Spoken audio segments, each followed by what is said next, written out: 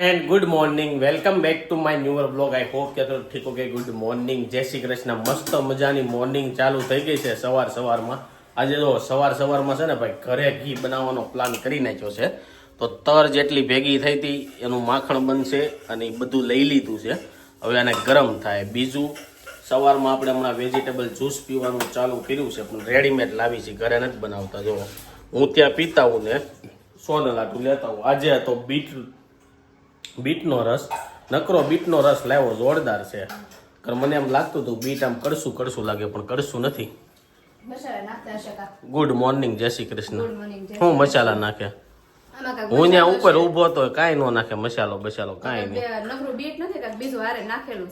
ઈ તો એમ હોય કે ભાઈ કોકનું કાઢ્યું હોય એ થોડુંક રહી ગયું હોય એટલો તો ઓલું થોડું ઘણું રહેવાનું છે ને હા હું નકરું બીટ તો ન આવે હે તો બીટનો રસ પીવાથી શું થાય ખબર છે શું થાય લોહી શુદ્ધ થાય એમ કે પણ એટલે જ આપણે છે ને નક્કી કર્યું જ્યાં લગી વિન્ટર હવે જે મહિનો હાલે ને ત્યાં લગી રોજ અલગ અલગ જે જ્યુસ આવે ને પી લેવાના એના આગલા દિવસે આપણે ગાજરનું પીધું હતું કાલ છે ને ગ્રીન પીવું એમાં શું નાખશું ખબર પાલક ધાણા ને એવું બધું ખાલી ગ્રીન કારેલું આવશે એમાં કડવું ન ભાવે બધાને મીઠું બહુ ભાવે મીઠું ખાઈને ને સામે કડવું ખાવું પડે એટલે બે છે ને બેલેન્સિંગ રહે ચાલો હવે થોડું ઘણું કામે સળીએ મળીએ પછી ગયા બપોરના અત્યારે 1 અને ઘરે જમવા આવ્યા છે ભાઈ કાલના જે અડદિયા બન્યા છે ને એના ડબલા ભરી દીધા છે આ બાજુ ખજૂર બિસ્કિટ અને એમનેમ ખજૂર પાક છે પણ અત્યારે છે ને ભાઈ બહુ જોરદાર એક વસ્તુ તમને બતાવું આમ ફ્રૂટ ગોઠવાઈ જુઓ તમે સ્ટ્રોબેરી આવી ગઈ છે એપલ આવી ગયું છે ઓરેન્જ આવી ગયું છે કીવી આવી ગઈ છે મસ્ત વેજીટેબલ ફ્રૂટ છે પણ આની માથે ઝીણી માખ્યું કેમ આટામાં એવું કેમ છે શાકભાજી ને એવું તરત આવી જાય મસરી શાકભાજી ને અમુક વસ્તુમાં એવું આવે ન હોય નથી આવી જાય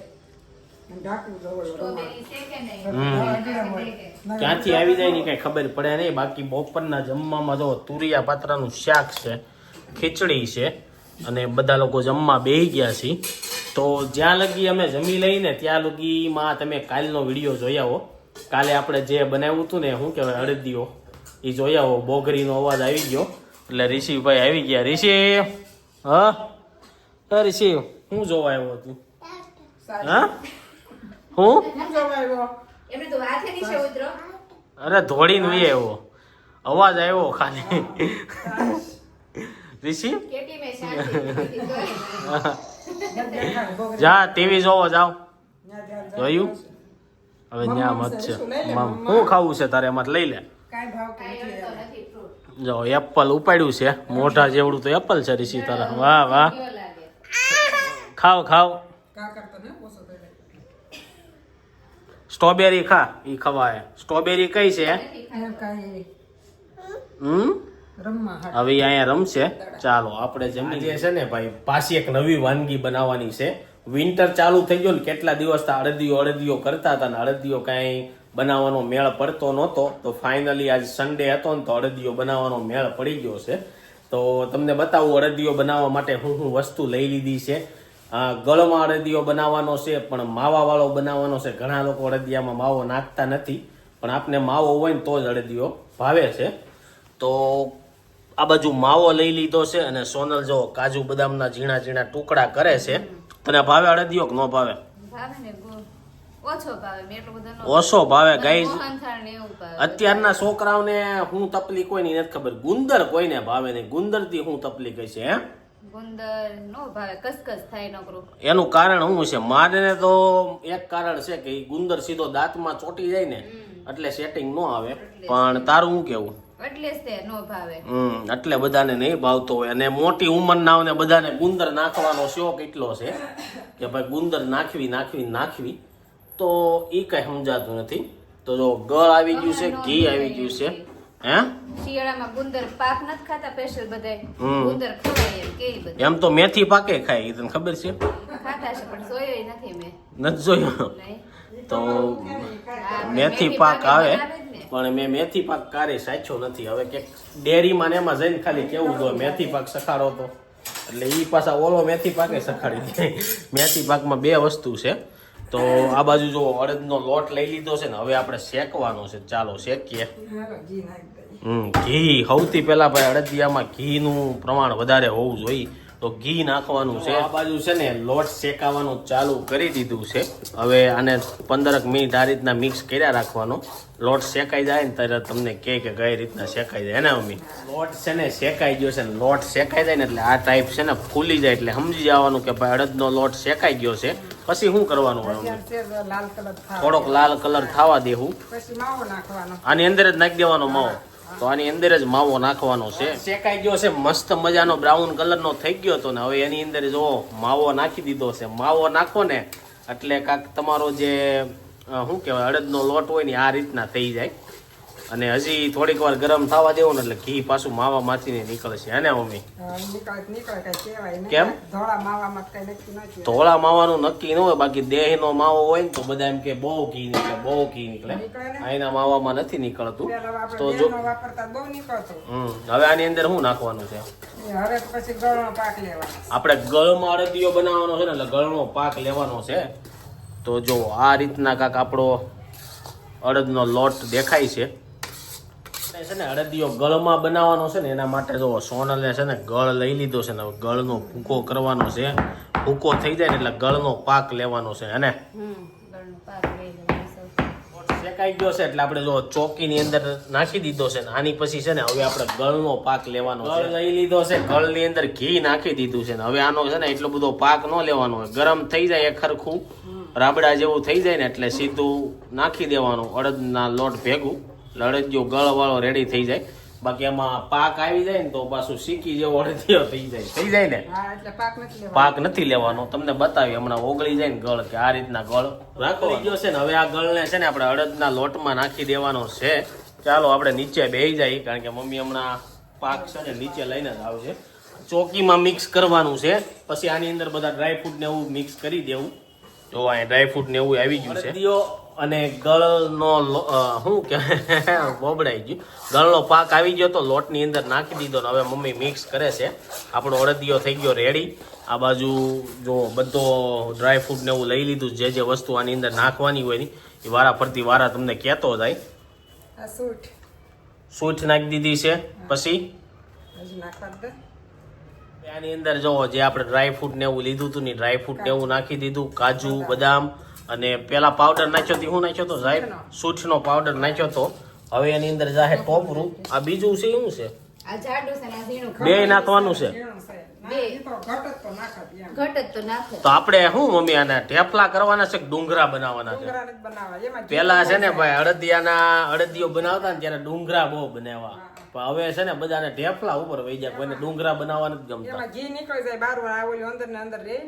તો જો જાય છે ટોપરાનો ભૂકો. તને હેમાં વધારે મજા આવે, ઢેફલામાં કે ડુંગરા? જે હોય એ ખાવાનું કામ. તો અડદિયો રેડી થઈ ગયો છે. આ વખતે ગુંદર વિનાનો બનાવ્યો છે. કરશે પપ્પા આવે ને ત્યારે આપણે ટેસ્ટ કરીને પૂછશું પપ્પાને કેવો લાગ્યો. ગળમાં અડદિયાના ઢેફલા કરવાના છે ને એટલે ચોકીમાં પાથરી દીધું છે અને મસ્ત મજાના ઢેફલા કરી નાખવાના છે. અડદિયો આપણો બનીને રેડી થઈ ગયો છે અને આની અંદરથી જોવો ઘી કેટલું નીકળ્યું. તો હવે છે ને અત્યારે ઢેફલા નહીં પડે, થોડુંક ઘી સૂહી જાય કે પછી કાઢવું જોઈએ કે જામી જાય પછી આના છે ને ઓલું કરવું છે, ઢેફલા કરશું. હે ને? તો હવે છે ને ભાઈ બની ગયો છે જોરદાર અડદિયો. ટેસ્ટ તમને કાલના વ્લોગમાં જોવા મળશે કેવો આવ્યો છે. વાગી ગયા છે 5 અને જો ઓફિસેથી ઘરે આવી ગયા છે ને આ બાજુ મમ્મી બનાવે છે શાક. અને મમ્મી તમે તો પણ બનાવી નાખી મીઠાઈ તો બધી એકારે બનાવી નાખી. મમ્મીએ જો ટોપરા પાક શું ઓલો ખજૂર પાક બનાવ્યો, અડદિયો બનાવ્યો. આજ બપોર વસાળે છે ને ખુખડી બનાવી નાખી. તો જો ખુખડી અહીંયા રેડી થઈ ગઈ છે અને પેકિંગ થાય છે. અચાનક કેમ ખુખડીનો પ્લાન બની ગયો? હું રિસીવ કાક કહે છે. ઓય બોલો શું છે? હું સિંહ કેમ કરે? એમ કરશે? કેમ કરે સિંહ?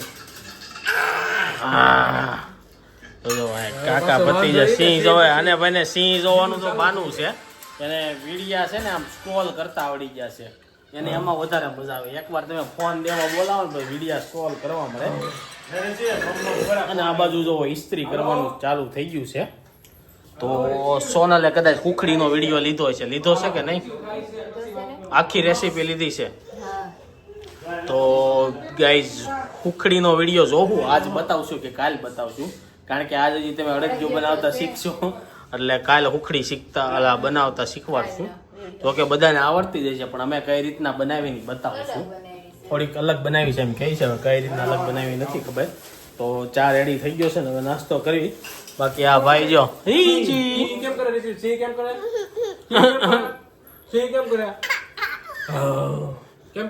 ઋષિ મિની કેમ બોલે, એના ભાઈ ને શું કરવું છે ને, તો એ આમ ફરી ફરીને આટા મારશે, પ્રદક્ષિણા કરે છે. જો ઇસ્ત્રી અડી જાય, જો ગરમ છે, જો સૂમ થઈ જાય.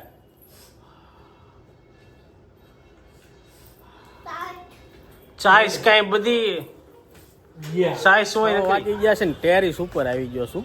તમને ટેરિસ ઉપર છે ને એક વસ્તુ બતાવું. અહીંયા જેટલી પતંગ કપાઈ ને પપ્પાએ અહીંયા છે ને શું કહેવાય તોરણિયું બનાવી નાખ્યું જોવો. અને ઋષિભાઈ પાછા આ દોરીથી રમે છે. ઋષિ મામા ક્યાં છે બતાય તો મામા મને. અત્યારે સાંદા મામા દેખાતા હોય ને તો જોઈને કે મામા આઈ રહ્યા. દોરી જો પગમાં ભરાણી કાઢો તો, સડામાં ભરાણી દોરી મૂકતો નથી. જો ઋષિ પતંગ કેમ સગાવવાનો? ઓય પતંગ કેમ સગાવવાનો? ઋષિભાઈ ને છે ને બધા કામ કરવા હોય, ઋષિભાઈ ને હક નો થાય. જો હાંજવારી કાઢવાનું ચાલુ કરી દીધું છે ઋષિભાઈ. હમણાં આખું ધાબુ છે ને સાફ કરી નાખશે. જો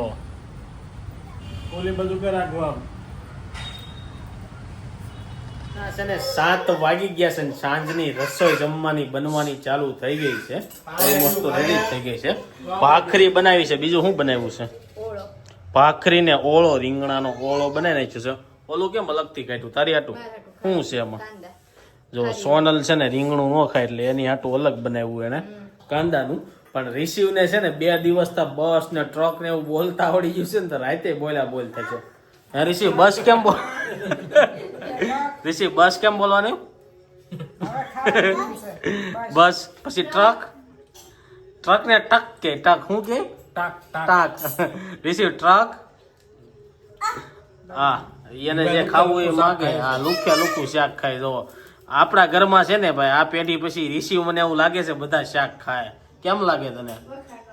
હે તમે પેલા ખાતા નાના હતા તે મોટા થયા પછી જ નથી ખાતા. હા અત્યારે હજી કઈ મળતું ન હોય ને એટલે બધું ઉપાડે ભાઈ. બાકી જો રીંગણાનો ઓળો થઈ ગયો છે રેડી ને સાથે છે ભાખરી. ચાલો બધા ઓળો. સાંજના અત્યારે 8:30 અને ઋષિભાઈ નો 2 અવાર છે ને ખાઈ લીધું છે. અને બા અને બેટા ને છે ને ભાઈ ઓળો બહુ ભાવ્યો છે. હે મમ્મી કેમ ઓળો? એટલે એને આજ પેલો વેલો ખાધો. હા ઋષિભાઈ ઓળો ખાધો 2 વાર ખાઈ લીધો ને મમ્મી એમ કીધું ને મને ભાવે દાંત કાઢવા મળ્યો. અને અહીંયા જો ઋષિભાઈ ની સોટી લેવાય છે અને બધા રમોકડાના ઢગલા ઉપર ઢગલા. ઋષિ આ શું છે? પછી આ ભભ પછી ઓલું હા જીપ છે અને એવું બધું છે. જો ઋષિભાઈ આઈ રહ્યો બચ કેમ બોલ્યા? અને એવું છે. પણ નાનો હતો ને ત્યારે ઓળો હું ખાતો. હવે એક લાઈટ જવાનું થઈ છે, ડીમ ફૂલ થાય છે ગાઈઝ. આ લાઈટો કેટલાની આવતી છે નાખી ગયો એકાદી ઉડવાની તૈયારીમાં છે. અને આ ભાઈ જો રખાણા છે, ફૂલાણા છે મોજમાં. અને હવે હમણાં થોડાક દિવસ છે ને મેન સોનલે ખાઈને સોનલને હાલવા જવાની ટેવ પડી ગઈ છે. તો આપણે પૂછવી હાલવા જવાની ટેવ કેમ પડી ગઈ છે હમણાં? ટેવમાં હું હાલવી પછી જાય બીજું શું હોય? કદાચ પસ્તું હવે આપણા થોડુંક બધું બનાવશે થોડુંક વધારે ખવાય. અડદિયા ને એવું બનાવ્યું ને એટલે હાલવાનું ચાલુ કર્યું છે. પણ હું છે ને ગયા વર્ષે સવારમાં 6 વાગ્યામાં ઉઠીને હાલવા જતો. રિસીવ જ્યારથી નાનો છે ને ત્યારથી મારે જવાનું નથી. હવે ફરીથી સાયકલ મારે પકડાવી છે પણ પકડાતી જ નથી. સવારે આમ હુવાની એવી મજા આવે છે ને. શું કેવું તારું? તો જ ઉઠાવી હાલું.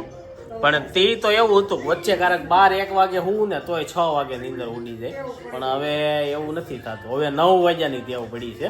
હળવું કરતા આપણે 1-1 કલાક વધારતા જ આવું એટલે 7 વાગે 8 વાગે એમ કરશું ને આમ જો સોટી લેવામાં મહેનત જો એને આમનામ રાખવા હોય અને પાછળથી ને બાંધવા હોય એવું થાય. નીચે વધારે વધી ઋષિ બચ ઋષિ ટ્રક કેમ બોલવાનો બોલ તો ટ્રક.